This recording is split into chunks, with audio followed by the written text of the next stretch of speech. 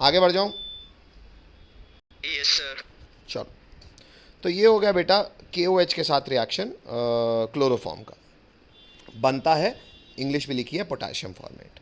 दूसरा रिएक्शन है nitric acid के साथ। अब क्लोरोफॉर्म नाइट्रिक एसिड साथ क्या करेगा, नाइट्रिक एसिड के साथ क्लोरोफॉर्म। अब यहाँ पे एक्चुअली ये बात ज़रूरी आ जाएगी, जो अल्फा एसिडिक हाइड्रोजन वाली बात थी ना, कि क्लोरोफॉर्म का हाइड्रोजन नॉर्मल हाइड्रोजन नहीं है, एसिडिक हाइड्रोजन है।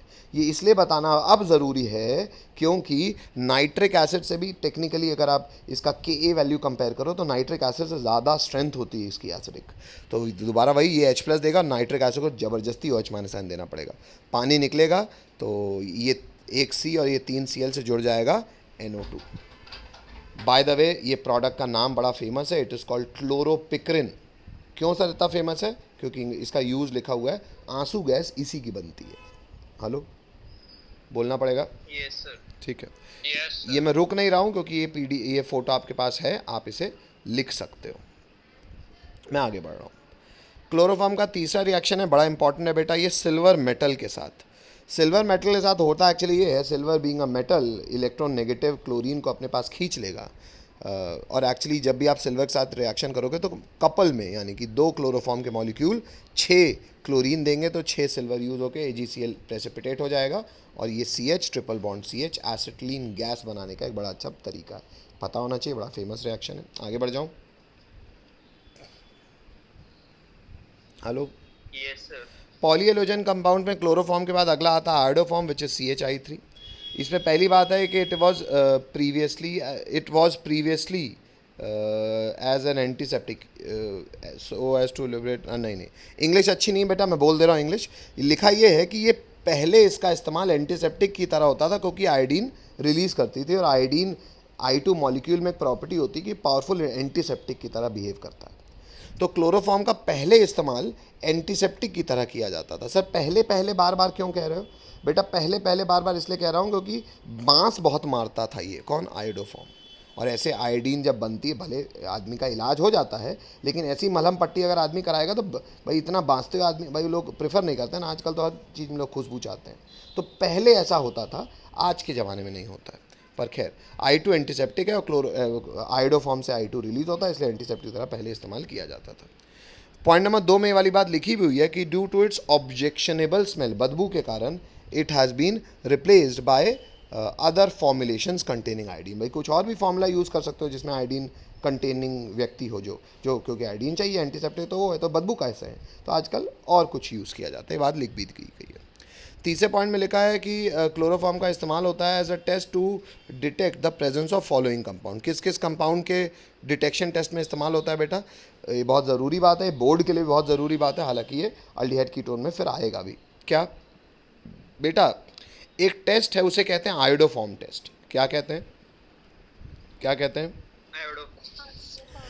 आयोडोफॉर्म टेस्ट देता कौन है बेटा? ये एक ना स्ट्रक्चरल स्पेसिफिक टेस्ट है, मतलब ये ढांचे ये टेस्ट देते हैं। कौन से ढांचे?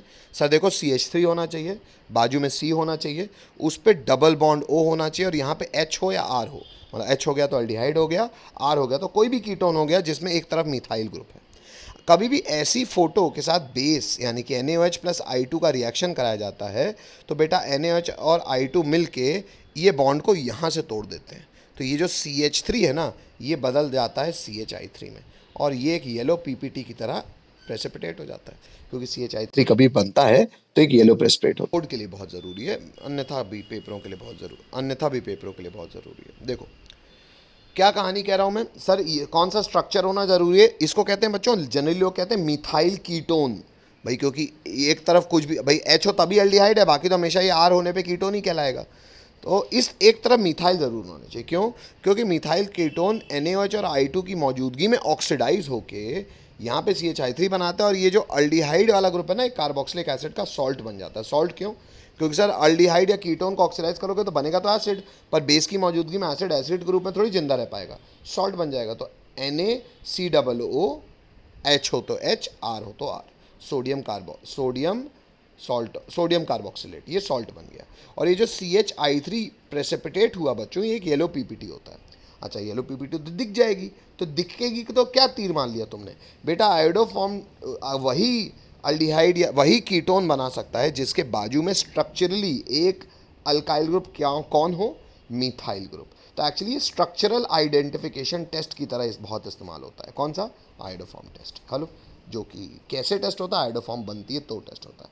आयोडोफॉर्म बनती है तो येलो पीपीटी के रूप में दिखती है तो ये टेस्ट है। Hello hello yes sir. फिर वापस समझा देंगे एक बार फिर से सुन, ऑक्सीडेशन। एक बार फिर से सुन लो बेटा। आयोडोफॉर्म टेस्ट जो है वो एक स्ट्रक्चर स्पेसिफिक टेस्ट है। वो देता कौन है? यहाँ पे एच हो, आर हो, कुछ भी हो, एच हुआ तो एल्डिहाइड होगा, वरना तो हमेशा कीटोन ही होगा। तो जनरली बोला जाता है कि ऐसा कीटोन जिसके एक तरफ मिथाइल ग्रुप है, इस चीज़ का आइडेंटिफिकेशन, स्ट्रक्चरल आइडेंटिफिकेशन कैसे हो सकता है, उसके लिए ये टेस्ट है विच इज़ आयोडोफॉर्म टेस्ट। ये उस मिथाइल ग्रुप को तोड़ के CHI3 बना के येलो पीपीटी बना देता है और बची हुई चीज़ सॉल्ट ऑफ कार्बोक्सिलिक एसिड बना देती है। क्योंकि ये येलो पीपीटी दिखता है तो आप देख के फिजिकली एग्जामिन कर सकते हो, बता सकते हो कि भैया ये मिथाइल ग्रुप ज़रूर इस कीटोन में एक मिथाइल ग्रुप था। Hello, this is iodoform test. Yes. Hello, ये फ़ोटो में मैं आपसे ये चाहूँगा, देखो बेटा, इसको तो ये फ़ोटो तो हमको दिख ही रही है, ये फ़ोटो का टेस्ट है। इसका भी टेस्ट इसलिए माना जाता है बेटा क्योंकि इसका भी टेस्ट मतलब देखो, अगर कब कोई कीटोन ऑक्सीडाइज हो रहा है तो ये शायद आपने 11th में सुना होगा, नहीं सुना तो मैं बता देता हूँ बेटा। कीटोन का ऑक्सीडेशन होना ना बड़ा कठिन होता है। पूछो क्यों? क्योंकि कीटोन के ऑक्सीडेशन में पहले ना C बॉन्ड C तोड़ना पड़ता है। एक नॉर्मल ऑक्सीडाइजिंग एजेंट मालूम C बॉन्ड C नहीं तोड़ पाता।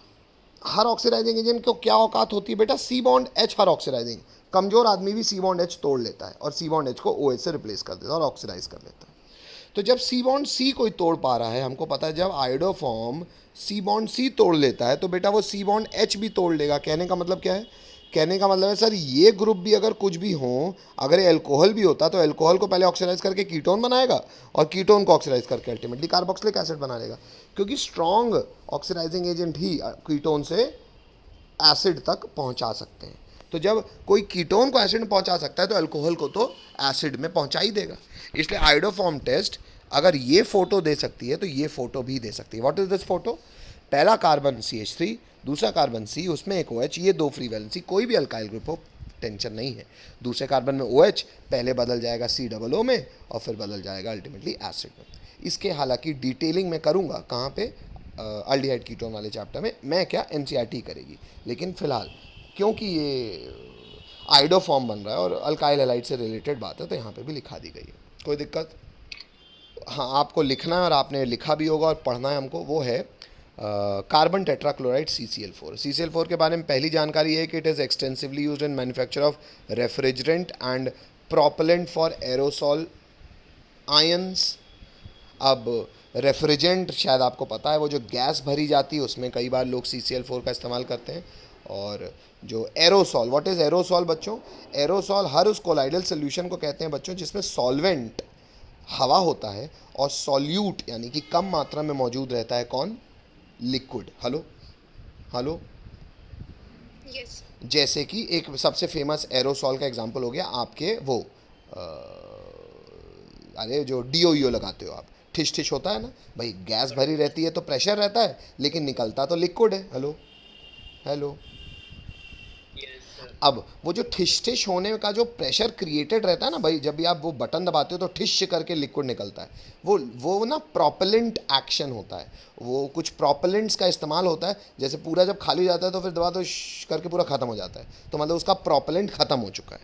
तो प्रोपेलेंट का अर्थ शायद अब आपको समझ में आता है। हेलो, जो प्रेशर बनाने का इस्तेमाल किया जाता है इसका। हेलो हेलो, चलो नेक्स्ट आगे है। In the household comma it is use as a spot remover. अच्छा, एंड एज फायर एक्सटिंग्विश, मतलब ये बेटा फैक्चुअल जानकारियाँ ही हैं कि इसका फायर एक्सटिंग्विश में ही इस्तेमाल होता है। और दाग लग जाते हैं तो दाग को घर में हटाने के लिए भी कई लोग CCl4 का इस्तेमाल करते हैं। जो आपके सर्फ वर्फ आते होंगे उसमें कुछ में लिक्विड डिटर्जेंट में CCl4 भी मिला रहता होगा। हेलो, आगे बढ़ता हूँ। दूसरा आगे की बात है CCl, फैक्चुअल बातें पता होनी चाहिए बेटा। दूसरा है जब CCl4 रिलीज़ किया जाता है हवा में, it rises to the atmosphere and depletes ozone layer. CCl4 के बारे में एक और जानकारी है कि भैया भारी मात्रा में इसका इस्तेमाल नहीं भी करना चाहिए। क्यों? क्योंकि ये जब पर्यावरण में मिलता है तो ओजोन लेयर के साथ ये रिएक्शन करके ओजोन लेयर ख़त्म करता है। ओजोन लेयर ख़त्म करने तक कठिनाई ये है कि सूरज की किरणें आएंगी और साथ में हीट भी आ जाएगी। पता ही है शायद आपको, हीट आएगी तो अर्थ का टेम्परेचर बढ़ रहा है, बढ़ता ही है, तो मर जाएंगे अपन लोग। पॉइंट क्रमांक 3, CCl4 का बेस के साथ रिएक्शन। ये तो शायद आपने क्लोरोफॉर्म में देखा ही है। क्लोरोफॉर्म में क्या हुआ था, तीनों Cl लिख लेते हैं, यहाँ 4 है तो चारों निकल जाएंगे। एक कार्बन में 2 OH अनस्टेबल है तो यहाँ पे 4 OH है हुए, तो 2-2 के पेयर में सूखेगा तो एक ये H2O, एक ये H2O, 2 पानी निकला तो ये डबल बॉन्ड हो, ये डबल बॉन्ड हो, क्या बन गया, CO2। कोई दिक्कत? No sir. आगे बढ़ रहा हूँ। नेक्स्ट कहानी है बेटा DDT का नाम है डाई नाइट्रो डाईफिनाइल ट्राइक्लोरोईथेन। सबसे पहले बनता कैसे है? इसका पहला तरीका बेटा, बनने का तरीका, क्लोरल का रिएक्शन कराते हैं क्लोरोबेंजीन से, हीट कर देते हैं कंसनट्रेटेड सल्फ्यूरिक एसिड में। सल्फ्यूरिक एसिड आपको पता हो तो ठीक है, नहीं पता हो तो मैं बता देता हूँ। डिहाइड्रेटिंग एजेंट होता है, मतलब पानी बनाता है और निकालता है। आइए क्लोरोबेंजीन देखो बेटा, एक ये क्लोरोबेंजीन, एक ये क्लोरोबेंजीन। जान के मैंने इसके पैरा यानी कि 1 पे तो क्लोरीन लगाया, 4 पोजीशन का जो हाइड्रोजन है वो निकलता है, इसलिए फोटो में जान के अपन ने ऐसा दिखाया है कि 2 मॉलिक्यूल यूज होते हैं क्लोरोबेंजीन के, उसका पैरा हाइड्रोजन और क्लोरल का double bonded O oxygen sulphuric acid निकाल देता है पानी के रूप में।